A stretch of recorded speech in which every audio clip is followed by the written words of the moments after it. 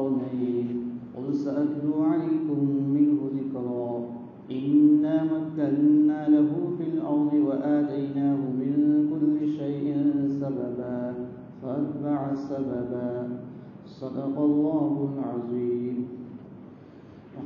بھائیوں، گزشتہ کل تراویح میں 16واں پارہ شروع سے لے کر 17واں پارہ پاؤں ہوا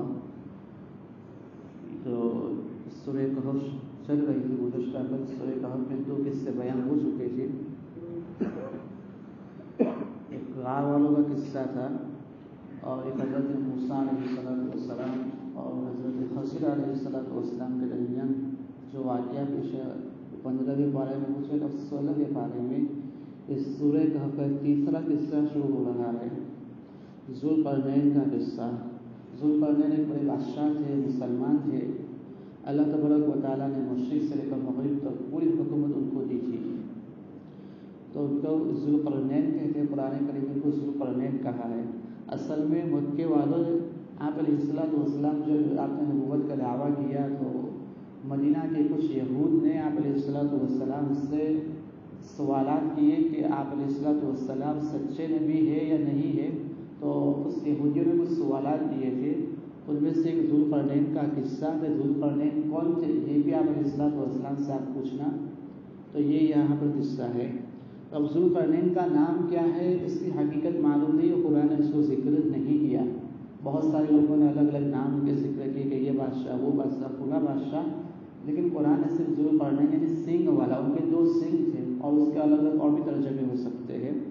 تو ان کا یہاں پر قصہ ذکر کیا کہ ذوالقرنین کو اللہ تبارک و تعالیٰ نے مشرق سے لے کر مغرب تک کی پوری قوت دی تھی. تو انہوں نے زمین کے الگ الگ 3 حصوں کے اندر چکر لگائے. مشرق کے مغرب میں اس طرف 3 حصوں میں اور پوری دنیا میں انہوں نے چکر لگائے. تو تیسری مرتبہ جب وہ چکر لگایا تو ایک بستی کے پاس سے گزرے. تو اس بستی کے لوگوں نے اس سے کہا کہ ایک قوم ہمیں یہ پریشان کرتی ہے اور ہمارے اوپر ڈکیتی ڈالتی ہے، ہم کو پریشان کرتی ہے. تو حضرت ذوالقرنین نے اس قوم جو لوگ ان کو پریشان کرتے تھے تو ان کا جو راستہ تھا اس راستے کے درمیان میں دیوار بنا دی اور لوہے کی لوکھن کی دیوار بنائی اور اس کے اوپر پھر لوہے کو پگھلا کر پھر اس کے اوپر لوہا مارا گیا. تو وہ لوہا مضبوط ہو گیا اور یہ دیوار مضبوط ہو گئی. کہا جاتا ہے کہ جو قوم ان کو پریشان کرتی تھی ان کو یاجوج ماجوج کہا جاتا ہے. تو اور حضرت ذوالقرنین نے کہا تھا کہ ہم نے اس دیوار کو بنا لیا ہے. اب اللہ تبارک یہ لوگ اب اس سے باہر نہیں نکل سکتے. اللہ تبارک و تعالیٰ کو جو منظور ہوگا اس وقت وہ دیوار ٹوٹے گی اور یہ قوم باہر نکل جائے گی. تو یہ ہے یاجوج ماجوج. تو یہ یاجوج ماجوج قرب جب قیامت کا وقت قریب ہوگا تو یہ پھیل جائے گی. اور یہ بالکل اس وقت ہوگا جب دجال کا وقت بھی قریب ہوگا. حضرت عیسیٰ علیہ السلام زمین پر تشریف لائیں گے اور دجال کو باب دود کے اوپر فلسطین میں اس سے قتل کر دیں گے. پھر اس سے قریب کا یہ واقعہ رونما ہوگا. اب اس میں جو دوسری باتیں کہی جاتی ہے کہ وہ دجال چھوٹی قوم میں یہ ہے دنیا میں، اس کی کوئی حقیقت ہے نہیں. اس کا قرآن میں کوئی ذکر نہیں ہے، حدیث میں سے کوئی ذکر ہے نہیں. اب ہے قوم وہ آئے کہ وہ کس طرح سے کیا آئے گی اس کا زیادہ تفصیل نہیں ہے. تو یہ سورہ کہف میں تیسرا قصہ بیان ہو چکا. تو اس پورے سورہ کہف میں ایمان اور دنیا مادیت 2 چیزوں کا تذکرہ ہے. کہ دنیا میں 2 چیزوں کی جنگ باقی رہے گی، ایک ایمان کی اور ایک دنیاوی اسباب کی، دنیاوی چیزوں کی جنگ رہے گی. تو ہمیں یہاں پر ایمان کے اوپر جمے رہنے کا اس سے سبق ملتا ہے. اس سورہ کہف پوری ہوئی. اس کے بعد 16ویں پارے میں سورہ مریم شروع ہو رہی ہے. اس میں یہ سورت بھی مکی ہے. 98 آیت 98 اور اس میں 6 رکوع ہے. سورت کا نام مریم ہے کہ حضرت مریم علیہ السلام کا قصہ اس میں موجود ہے. اس وجہ سے سورت کا نام بھی مریم ہے. اس میں بھی یہ مکی صورت ہے. تو پہلے بھی آپ کو معلوم ہو چکا ہے کہ مکی صورت میں عام طور پر 3 چیزیں ہوتی ہیں. ایک توحید کا تذکرہ ہوتا ہے اور رسالت کا تذکرہ ہوتا ہے اور مرنے کے بعد دوبارہ زندگی. تو یہ 3 مضمون عام طور پر ہوتے ہیں. تو یہاں بھی یہ 3 مضمون اس صورت میں بھی ہے. پھر اس صورت میں حضرت زکریا علیہ السلام کا قصہ موجود ہے کہ حضرت زکریا علیہ السلام بوڑھے ہو چکے تھے، بال سفید ہو چکے تھے، تقریباً 120 سال کی عمر تھی. اور اس عمر کے اندر انہوں نے اللہ تبارک و تعالیٰ سے بیٹے کی دعا کی تو اللہ تبارک و تعالیٰ نے ان کی دعا کو قبول فرمایا. انہوں نے 3 چیزیں کہی کہ اللہ میں بہت کمزور ہوں، ایک چیز تو یہ کہی، دوسرا یہ کہا کہ میں مایوس نہیں ہوں، میں آپ سے امید رکھتا ہوں، میں مایوس نہیں ہوں، اور تیسرا انہوں نے کہا کہ یہ جو جس بچے کی میں دعا کر رہا ہوں تو وہ دینی منفعت کے لیے کہ وہ میرا نائب بنے، اس وجہ سے میں دعا کر رہا ہوں۔ تو انہوں نے اپنی کمزوری کا بھی اظہار کیا، اللہ تعالیٰ سے امید بھی رکھی، اللہ تعالیٰ سے نا امید بھی نہیں ہوئے، اور بچے کی غرض کو ان کا اپنا نائب بنانا تھا، یہ غرض بھی انہوں نے ذکر کی، تو اللہ تبارک و تعالیٰ نے ان کی دعا کو قبول کیا۔ حضرت زکریا علیہ السلام نے دعا کیوں کی، میں پہلے بتا چکا ہوں۔ حضرت مریم علیہ السلام کا قصہ یہاں بھی موجود ہے۔ حضرت مریم علیہ السلام کے والد عمران کا جب انتقال ہو چکا تھا تو حضرت مریم کی جب ولادت ہوئی تو ان کی والدہ نے منت مانی تھی کہ میرے یہاں اولاد پیدا ہوگی تو بیت المقدس کے لیے اسے وقف کر دوں گی، اس کی خدمت کے لیے، لیکن لڑکے کے بجائے لڑکی حضرت مریم پیدا ہوئی، اور بیت المقدس کا قاعدہ تھا کہ وہاں کی خدمت کے لیے لڑکوں کو قبول کیا جاتا تھا، لڑکی کو قبول نہیں کیا جاتا تھا۔ تو پھر ان کی والدہ نے حضرت زکریا علیہ السلام کو یہ لڑکی سپرد کر دی۔ حضرت زکریا بیت المقدس مسجد اقصی میں رہتے تھے، تو انہوں نے حضرت مریم کو اپنی کفالت میں لے لیا، تو دیکھا کہ حضرت مریم کے پاس طرح طرح کے پھل آتے ہیں، طرح طرح کی نعمتیں آتی ہیں، تو پھر ان سے پوچھا کہ یہ چیز تمہارے پاس کہاں سے آتی ہے؟ حضرت مریم نے کہا یہ اللہ تبارک و تعالیٰ کی طرف سے چیزیں مجھے آتی ہے۔ تو اس کے بعد حضرت زکریا نے اس کو دیکھا کہ دیکھو اس بچی کے پاس یہ نعمتیں آ رہی ہے، تو میں بھی لڑکے کی دعا کرتا ہوں، تو ان کو دیکھ کر حضرت زکریا نے لڑکے کی دعا کی، اور اس عمر میں اللہ تبارک و تعالیٰ نے ان کو لڑکا عطا فرما دیا، اور لڑکے کا نام حضرت یحییٰ علیہ السلام ہے، اور یہ بہت پاکیزہ اور عفیف تھے اور بہت نیک بندے تھے، اور اللہ تبارک و تعالیٰ نے ان کو بھی نبی بنایا۔ حضرت یحییٰ کو انہوں نے شادی نہیں کی، وہ عورتوں سے تعلق رکھتے تھے کہ وہ پاک دامن اور عفیف ان کو رکھا، انہوں نے عورت سے شادی نہیں کی۔ اس کے بعد پھر حضرت عیسیٰ علیہ السلام کا تذکرہ ہے کہ حضرت مریم علیہ السلام کے پیٹ سے حضرت عیسیٰ علیہ السلام کی ولادت ہوئی۔ حضرت مریم علیہ السلام کی شادی نہیں ہوئی تھی۔ ایک مرتبہ غسل کے لیے گئی تو ایک آدمی آیا غسل خانے کے باہر، حضرت مریم علیہ السلام خوف کھا گئے کہ یہ کیا ہو کہ مرد آ رہا ہے، تو انہوں نے کہا کہ آپ خوف مت کریں، وہ فرشتہ تھا حضرت جبرائیل علیہ السلام، اور انہوں نے کہا کہ میں لڑکے کی بشارت دینے کے لیے آیا ہوں۔ تو حضرت مریم علیہ السلام نے کہا کہ مجھے نے کہاں سے لڑکا پیدا، مجھے نے کسی مرد کا مطلب چھویا بھی نہیں ہے، تو میرے یہاں مجھے کیسے لڑکا پیدا ہوگا؟ تو انہوں نے کہا کہ اللہ تبارک و تعالیٰ کا یہی حکم ہے۔ تو پھر اسی طریقے سے ہوا بھی، تو ایک مدت کے بعد تو وہ اس فرشتہ آیا تھا، اس کے بعد وہ امید سے ہو گئے، ان کو حمل ٹھہر گیا، اور پھر حضرت ایک جب امید کے بعد پھر لڑکے کی ولادت ہوئی، تو حضرت مریم علیہ السلام اپنے شہر اپنی بستی سے باہر نکل گئی اور پریشان ہوئی، کاش کہ میں دنیا میں میرا جنم بھی نہیں ہوا ہوتا، اب کیونکہ لوگ پریشان کریں گے، ان کے بڑے مصیبت کا مرحلہ تھا۔ لیکن پھر ان کو لڑکا پیدا ہوا حضرت عیسیٰ علیہ السلام کی شکل میں، کہ اب میں کیا کروں، اب وہ لڑکے کو لے کر، اور جب لڑکا پیدا ہوا تو پھر حضرت جبرائیل علیہ السلام آسمان سے آئے اور کہا کہ تمہارے نیچے نہر بہہ رہی ہے، تو اس نہر سے آپ پانی پیا کرو، اور اوپر کھجور ہے تو اب وہاں سے کھجور کھا لیا کرو، کھجور کی ٹہنیاں نیچے آ گئی، اس کھجور کو توڑ لو اور نیچے پانی میں اس کو پی لیا کرو۔ پھر حضرت مریم علیہ السلام اپنے لڑکے کو لے کر اپنی بستی میں داخل ہوئی، تو بستی والوں نے کہا کہ تمہاری والد پاک دامن تھی، تمہاری ماں اچھی تھی، اور تم نے یہ کیا کیا، تمہاری شادی نہیں ہوئی تو لڑکا لے کر آئی۔ تو بستی والوں نے تانا دینا ان کو شروع کیا کہ یہ زنا کیا اولاد آپ لے کر آئی ہے۔ تو اس وقت اللہ تبارک و تعالیٰ نے ان سے کہا تھا حضرت مریم علیہ السلام کو وحی کے ذریعے کہ آپ کچھ بولنا مت، اور کہنا کہ اس بچے سے پوچھو کہ بچہ جو کہے گا۔ حضرت عیسیٰ علیہ السلام کو بچپن کی حالت میں بولنے کی طاقت دی، اور انہوں نے کہا انی عبداللہ، میں اللہ کا بندہ ہوں، آتانی الکتاب وجعلنی نبیا، اللہ تعالیٰ نے مجھے کتاب دی ہے اور مجھے نبی بنا کر بھیجا۔ تو حضرت مریم علیہ السلام کی پاک دامنی کی گواہی، ان کے بیٹے جو نومولود ابھی نیا بچہ ہے جس سے بولنے کی طاقت نہیں ہوتی ہے، اس بچے کو اللہ تبارک و تعالیٰ نے طاقت دی، اور انہوں نے اپنے والدہ کی پاکیزگی کو ظاہر کیا، اور اسی کے اندر حضرت مریم علیہ السلام کی پاکیزگی تو ظاہر ہوئی، لیکن ساتھ ساتھ قیامت تک عیسائی لوگوں کا جو عقیدہ تھا کہ حضرت عیسیٰ اللہ کے بیٹے ہیں، تو اس کی بھی تردید ہو گئی، اس کو بھی رد کر دیا گیا کہ وہ اللہ کے بیٹے نہیں ہیں، بلکہ حضرت عیسیٰ تو اللہ کے بندے ہیں۔ انہوں نے بچپن ہی میں کہہ دیا انی عبد اللہ، میں اللہ کا بندہ ہوں، میں اللہ کا بیٹا نہیں ہوں، تو مجھے تو نبی بنا کر بھیجا گیا۔ تو اس طریقے سے حضرت عیسیٰ علیہ السلام کی ولادت ہوئی۔ یہ عجیب و غریب کس سے یہاں پر ذکر کی ہے کہ حضرت مریم کی ولادت جو ہوئی وہ بغیر باپ کی ہوئی ہے۔ حضرت زکریا علیہ السلام کے یہاں لڑکے کی پیدائش ہوئی تو اس زمانے میں کہ ظاہری اسباب بالکل ختم، حضرت زکریا 120 سال کی عمر میں اور تقریباً ان کی بیوی 90 سال کی عمر میں جی، اور اس زمانے میں عام طور پر اولاد پیدا نہیں ہوتی ہے کہ اللہ تعالیٰ نے اس زمانے میں ان کو اولاد دی۔ تو اللہ تبارک و تعالیٰ ہر چیز کے اوپر قادر ہے، اللہ تعالیٰ ہی سب کچھ کر سکتے ہیں۔ اس کے بعد اللہ تبارک و تعالیٰ نے حضرت عیسیٰ علیہ السلام کو جب اعزازات دیے تو ان کو اس آیت میں ذکر کیا، انہوں نے کہا کہ میں اللہ کا بندہ ہوں، میں رب بھی نہیں ہوں اور نہ رب کا بیٹا ہوں، کہ عیسائیوں کا عقیدہ ہے، ان کو اللہ کا بیٹا بھی مانتے تھے اور اللہ بھی مانتے تھے، دونوں تھے، اللہ کا بیٹا بھی اور اللہ بھی، تو یہ دونوں کی نفی کرنے کے میں صرف اللہ کا بندہ۔ دوسرا انہوں نے کہا کہ مجھے وحی اور نبوت دی گئی ہے۔ تیسرا یہ انہوں نے کہا کہ مجھے مبارک بنایا ہے، یعنی میرا وجود لوگوں کے لیے برکت اور رحمت کا باعث ہے۔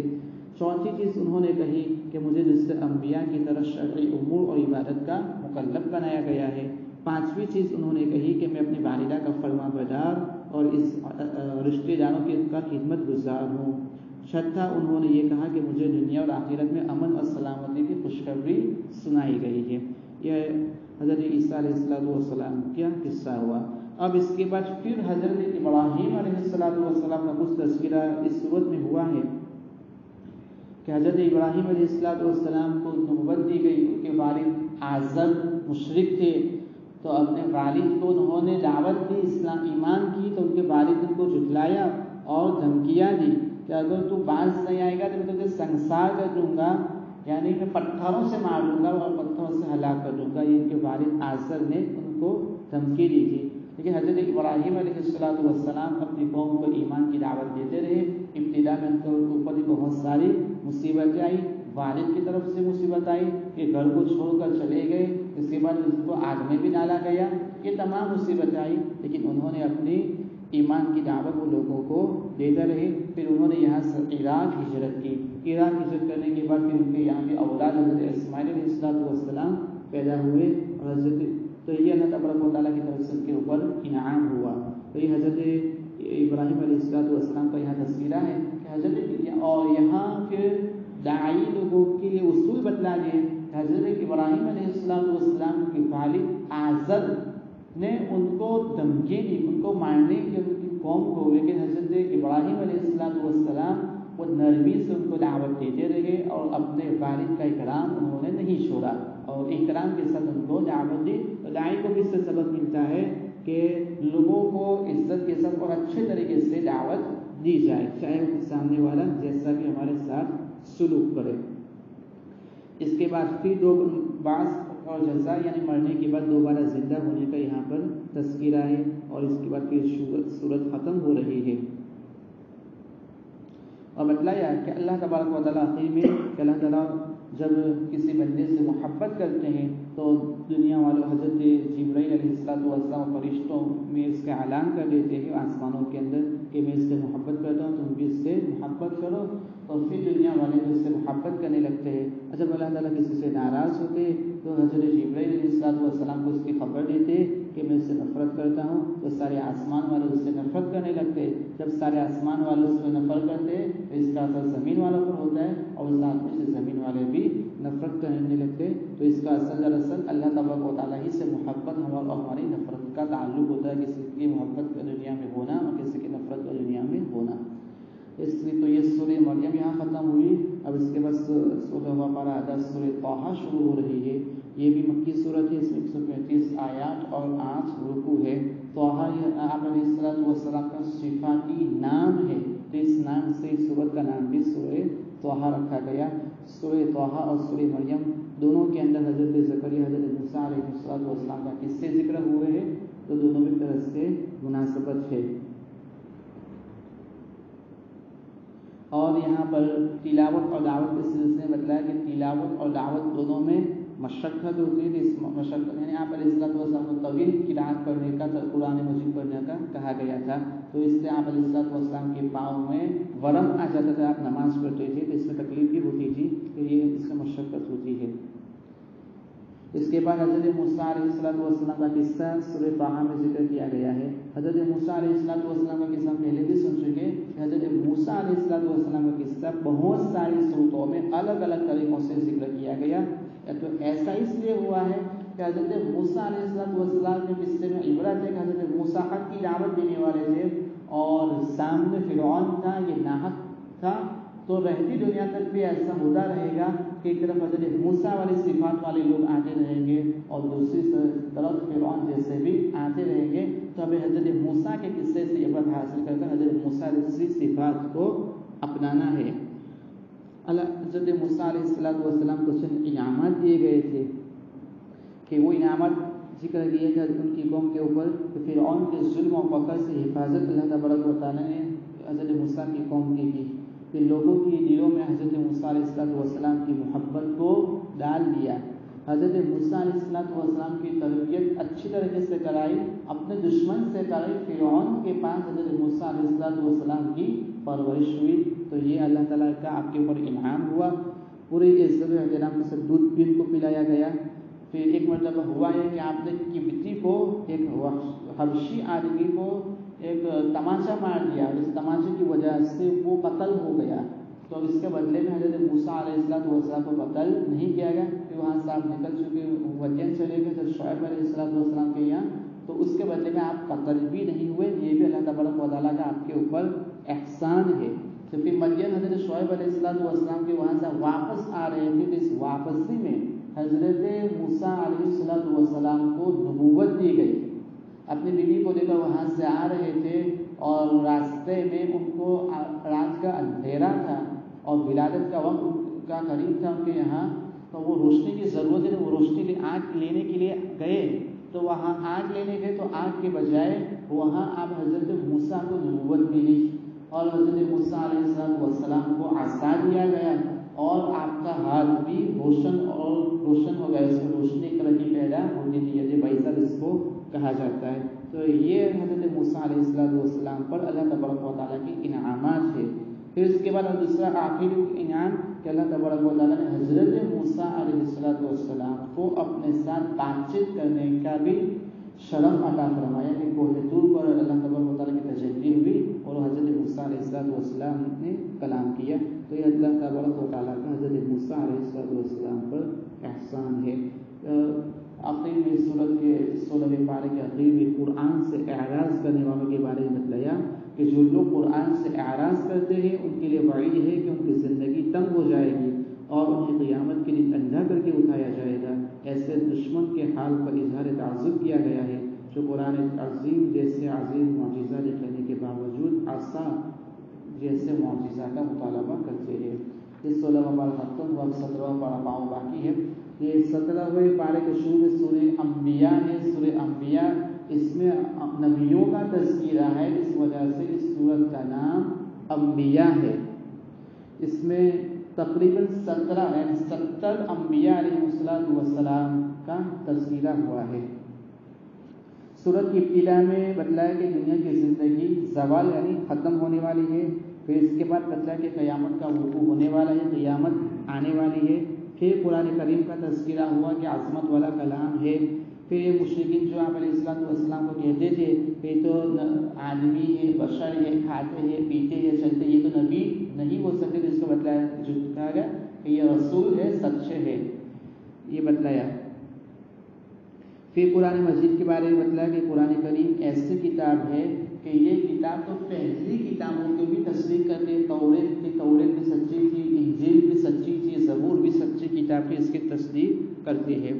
پھر ایک مشہور تابعی کا قصہ یہاں پر علماء نے لکھا ہے، حضرت احنف بن قیس رحمۃ اللہ علیہ لوگ کہتے تھے، مشرکین کہتے تھے کہ بھائی قرآن میں کیا ہے، قرآن معجزہ ہے یا نہیں ہے، لیکن قرآن تو بہت بڑا معجزہ تھا۔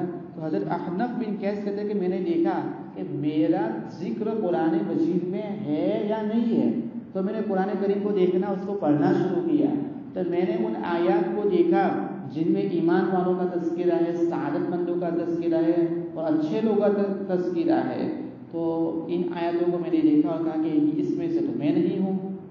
پھر میں نے ان آیاتوں کو دیکھا جن کے اوپر اللہ تعالیٰ کا عذاب ہے، جنہوں نے کفر کیا، جنہوں نے شرک کیا، تو دیکھا کہ اس میں سے بھی میں تو نہیں ہوں۔ تو پھر میں نے اس سورہ توبہ کی آیت کو پڑھا، اس میں ہے کہ کچھ لوگ، جن لوگوں سے کچھ گناہ بھی ہوئے اور انہوں نے گناہ سے توبہ بھی کی، یعنی اچھے اعمال بھی کرتے، گناہ ہو جاتے تو اس سے توبہ بھی کرے۔ پھر میں نے کہا کہ اس میں میرا یہ تذکرہ ہے کہ میں بھی ایسا ہی ہوں کہ میں گناہ بھی کرتا ہوں اس سے، لیکن میں توبہ بھی کر لیتا ہوں۔ تو ہر آدمی قرآن کریم کو پڑھے تو اس میں وہ ہر آیت اس سے لگے کہ یہ ہر آیت کا مخاطب میں ہی ہوں، یہ اللہ تعالیٰ کا خطاب مجھے سے اللہ تعالیٰ مجھے ہی کہہ رہے ہیں۔ تو یہ مشرکین پھر کہتے تھے، تو یہ اس کا یہاں پر تذکرہ ہوا۔ اس کے بعد مشرکین کا تذکرہ کہ مشرکین قرآن کریم کو جھٹلاتے تھے، کبھی کہتے تھے کہ یہ قرآن جادو ہے، کبھی کہتے تھے قرآن کے شعر و اشعار ہے، کبھی کہتے تھے کہ یہ محمد علیہ السلام جھوٹ بناتے ہیں، کبھی کہتے ہیں کہ محمد علیہ السلام کسی کے پاس سے سیکھ کر یہ قرآن لے کر آئے ہیں۔ تو اس کا اللہ تبارک و تعالیٰ نے جواب دیا کہ نہیں، یہ بلکہ معجزہ اللہ تبارک و تعالیٰ کی طرف سے قرآن ہے۔ پھر ان کو چیلنج بھی دیا گیا کہ اگر یہ جھوٹ ہے اور یہ جادو ہے تو آپ قرآن جیسا مکمل قرآن بنا کر لاؤ، تو وہ نہیں لا سکے۔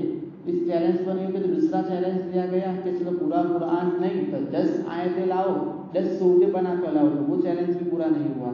پھر کہا کہ 10 سورتیں بھی نہیں، آخر میں ایک چھوٹی سی سورت قرآن جیسے بنا کر لاؤ، تو وہ بھی وہ بنا نہیں سکے۔ اس سے قرآن کریم کا سچا اور اس کی حقانیت کا ہمیں علم ہوا۔ اللہ تبارک و تعالیٰ ہمیں کہیں سنی باتوں کو عمل کی توفیق عطا فرمائے۔ دعا کریں سبحان اللہ۔